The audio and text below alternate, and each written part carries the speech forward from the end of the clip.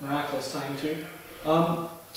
What can you tell us about like what brought you to open FDF, and like what was your beginning goal? What did you want to do right off the hop? What was your first job with FDF? With FDF, my first job as a full-time employee was Mike Lauer's S15. Oh yeah, I remember that car. So that was the big opener. That was in January 2016, beginning of last year. Yeah. And it was like, he was battling between 7 or 8 different shops. He made the post, there was hundreds of comments on social media. I kind of recall the post. And when he picked me, like I hadn't actually done a full TIG weld build, which is what I'm known for now. Yeah. I hadn't done a full one at that point yet. So, needless to say, he got a pretty good deal. But I did his entire car, and it kind of paved the way. I still use some of his pictures as It definitely opened my eyes, because like I know who you and your brother were from Shannonville, but until I saw Mike's car, I really like had no idea what you guys were really capable of, and it was an eye opener for me as well. Yeah, and then my design background took off with the part sales. And what kind of design were you doing before? So I did 2 years of manufacturing engineering. Okay. And now I actually teach it at our local college. Well, which college? Loyal's College. Okay, cool. And I teach CNC programming, and from there I just couldn't help but paying for the program that I use, and I designed things ever since. Designed things for my own car, and then I ended up selling them because I think once I put it on my car, it works well. Who isn't going to want it, right? Yeah, exactly. It's a Canadian-made product. It's priced fair. And what parts have you developed recently that you're excited about? Well, I needed a handbrake handle for my hydro in my car, so I came up with a design that I could build affordably, but still be able to compete with the higher name full CNC machine pieces. Yeah. And it was kind of tricky to come up with, but I came up with a 3-piece bolt together design. Yeah, it looks like that people they loved it. They took off really well. You can paint the side plates. It's definitely customizable, and that's always a good thing with anything. It's affordable for me to make, it's affordable for me to sell. Yeah. It's just a win-win. And a lot of angle parts, like I'm really pushing to develop, instead of modifying OEM products. Yeah, just like the standard like S chassis nowadays, for example. Standard S chassis products were great. I was modifying them last year. Like control arms, I still make the extension pieces. Yeah. But to really break away from that and come out with my own arms that have the clearance you need. What were they called? The Mantis. Mantis arms. The only reason they're called that is because they look like praying mantis. It's kind of funny when I don't know what picture I saw them on. They were of a praying mantis, some nature. You have them, and the guy that works with you, Keenan, has them on his car as well, right? They're being run on over 15 cars this year. Oh crap, that's crazy. Good for you guys. Probably 10 of them are in the US. Excellent. There's quite a few local drivers running them. Top Drift, there's going to be 5 or 6 guys that have them. Good to hear. I'm going to have them. I'm constantly making them better. Yeah, so the companies that make one-piece control arms pose a difficulty when you want to do any kind of alignment or any kind of caster adjustment. Yeah, I've had one of the more popular ones that people probably not going to be naming names either, but it's definitely had its unique issues with like really getting it 100%. So for example, when you go to adjust if you go to do an alignment and your caster's out, yeah, with your kit, the caster at the top hat is set. It's all the way out, that's where it goes. Yeah. So the only adjustment you have is with the lower controller. And the only way to adjust that is to unbolt the hind joint, and turn it, put it back on, see where it goes. Yeah. And with the one piece, it actually doesn't fit anymore once you extend it. It's not a...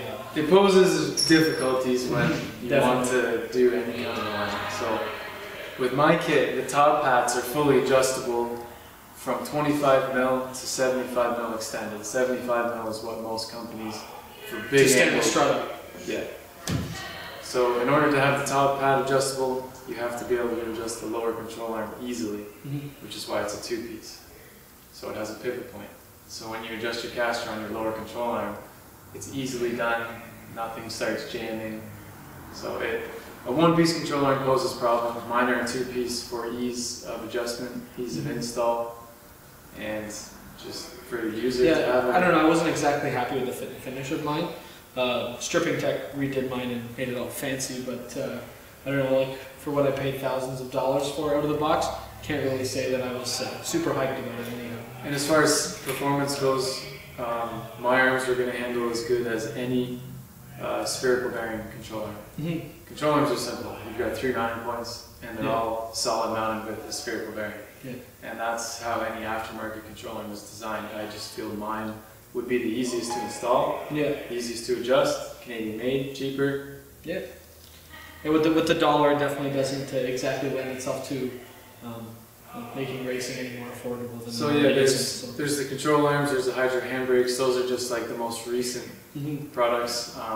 I'm still modifying knuckles with a little more design involved with it. Like I drew the knuckle on my computer. I made a designed drop plate that precisely drops the ball joint positions to tie I up. remember you showing me that. Was So everything is exactly the same on both sides. You're not going to get any kind of more this way than that way. What difficulties did my project pose for you as a fabricator and a designer? Well, normally I clean the tubes as well as I did on this one. Maybe not quite as good. The difficulty with this was that I knew it was getting clear coated. Yeah. So some places you clean the tube so well, and then you're like, that's good enough. Yeah. For what I'm doing. Well, for generally painting it, but as far as when you go to clear coat it, like everything's got to be really nice. Everything's got to be nice from the point you weld it, and then after. Usually you can weld something and clean it up, but not in this case because you want the colors, you want everything that comes with a TIG welded roll cage. Yeah. So everything had to be cleaned before you put it in, and then after you put it in, it's ready to be clear coated essentially, which is a hard thing to do. Because 9 times out of 10, if you get a roll cage built, you're going to be in there sanding the tubes before you paint it. But this, essentially, if you were going to paint it, would be ready to go. And you mentioned something about the doorpost being a bit different on an S15 over a 14. Yeah, an S15 has a taper on their B-pillar that makes it extremely difficult to get a tight-fitting main hoop. So that posed a difficulty when we had to drag the cage forward and drop down off the... When we weld the tops of the roll cages, the base is pulled forward and dropped off this step, as you can see from the scratch marks, because it was a tight fit. And then the boxes at the front are pulled out, and then the A-pillars are allowed to be dropped, because those boxes are essentially holding the tubes up 3.5 inches. When we drop the tops, then we're able to weld everything, and then when we go to put it back up, it was a battle again, because the hardest thing actually was your little brace here, which you said was only on the spec. Yeah, on the spec art. Yeah, the main weird groove would hit it, and it wouldn't go back on the step. So we had to like try and lean the main hoop back, but you couldn't lean the main hoop back because the backstays were hitting the wheel well, and it was difficult. To say the least, the most difficult cage I've had for dropping and welding the top. So other than that, it was not much different than what we normally do. Cages take longer for us to build because they are so tight. Yeah. Well, like when you were sending me pictures, I was all excited to like share them and stuff, and then I realized I'm like, it's almost hard to see the roll cage because it is so tight to the chassis. Like even though it's all nice and bright and everything else, like you're standing in front of the car, it's so like in the car you can't even see it, and it really is a testament to the quality and workmanship that like. Nothing is kind of out of square, nothing is kind of like out of place, like it looks perfect everywhere I look, and it really says a lot about what you do.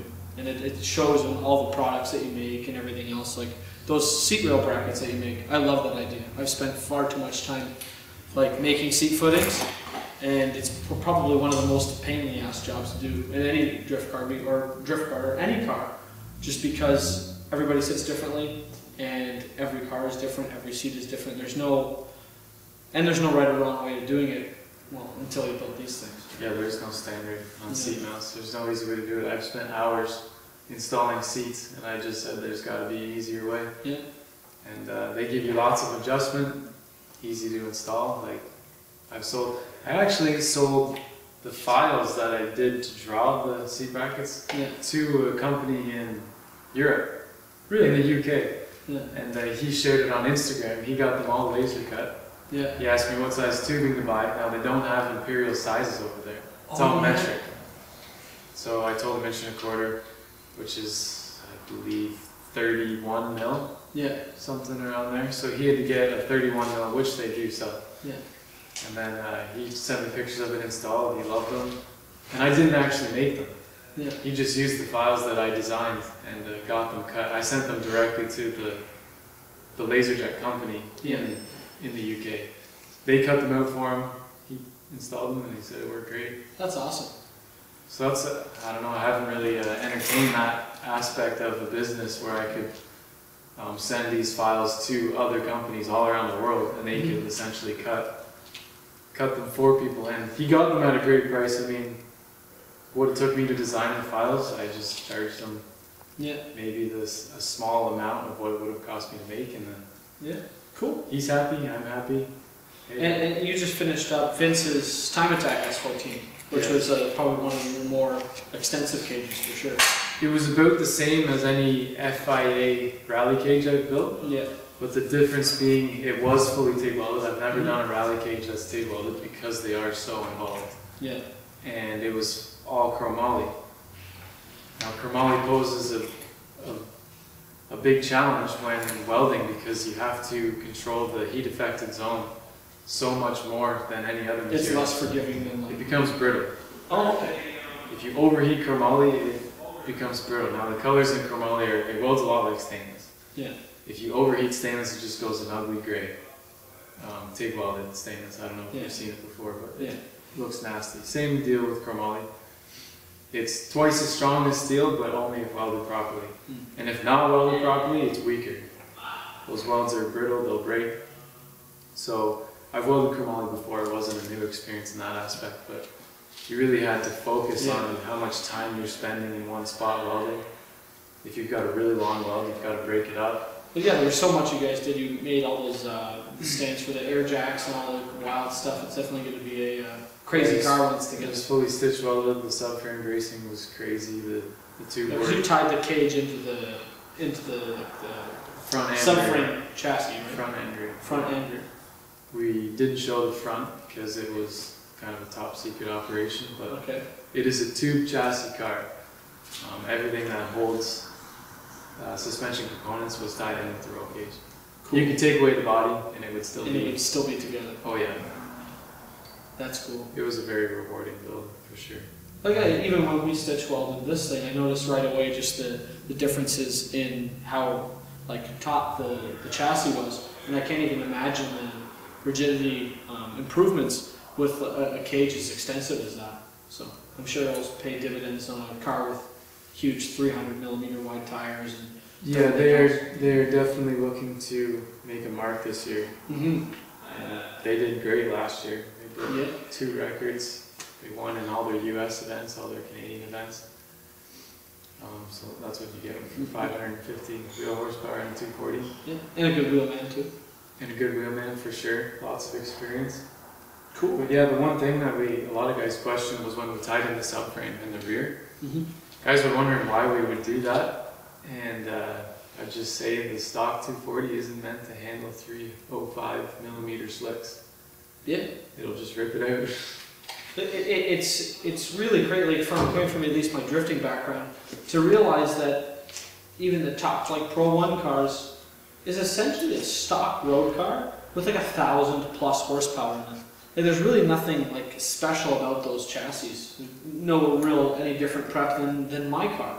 And knowing that was at one point a stock M3 or 240 SX or whatever that's going to the coffee shop, going to school, going to work, and then 1,000 horsepower plus has been added, and the torque that goes along with that is kind of crazy. Thinking about all the other kinds of motorsport that would use an engine that powerful, in drag racing, for example. It's a full tube chassis, back half, crazy car. All our cars are all like IRS, So that's really cool. How can people get a hold of you? How can they get their car in your shop and get work done like this? How can they get a hold of you? The easiest way is to check out our Instagram, check out our Facebook. Our Instagram account is FDF_fab.